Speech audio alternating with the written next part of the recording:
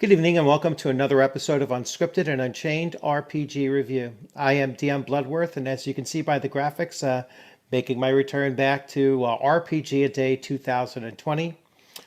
Today's video is day 11, even though it's day 13, and the prompt for the day is the word stack. So I was thinking of grabbing a stack of books or doing a stack of, a stack of dice or just anything, a deck of cards that I use during role playing. But what I really wanted to talk about was, something I had done recently with a gangbusters adventure that I had written. And what I did in that was I stacked the positive or successful rolls that the players had made during their investigation. It was a cops versus smugglers type scenario where they had to build a case. And as they made successful observations, that would give them a plus. So if they had a really good result, they would get a +1.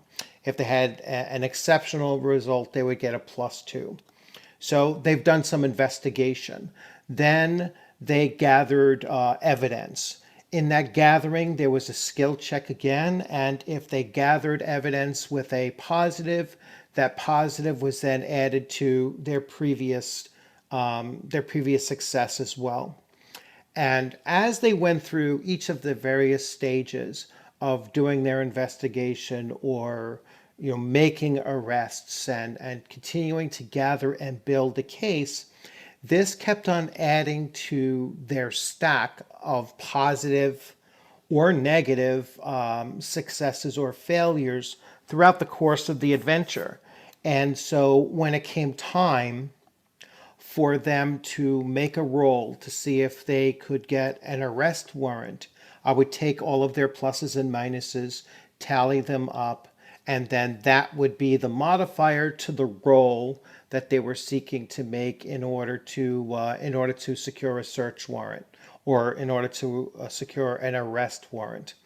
Once that roll was taken and they went and they made their arrest or they made their additional searching, then how they conducted the actual raid and the apprehension of the individuals, based on the outcomes of that, they once again either added or subtracted from their overall stack of successes and failures throughout the course of the adventure, so that when it came time to bring the case to trial, that modifier was once again applied to whether or not they would get a conviction.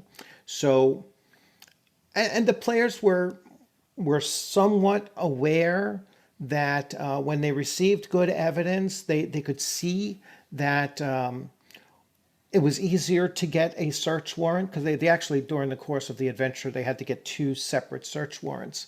And they realized that, wow, the more we adhere to the rules or the more successful we are while doing this, the easier our next few actions are going to become, or at least the results are going to be better results when we have to roll on that table, that outcomes table. So overall, I found that it worked really well.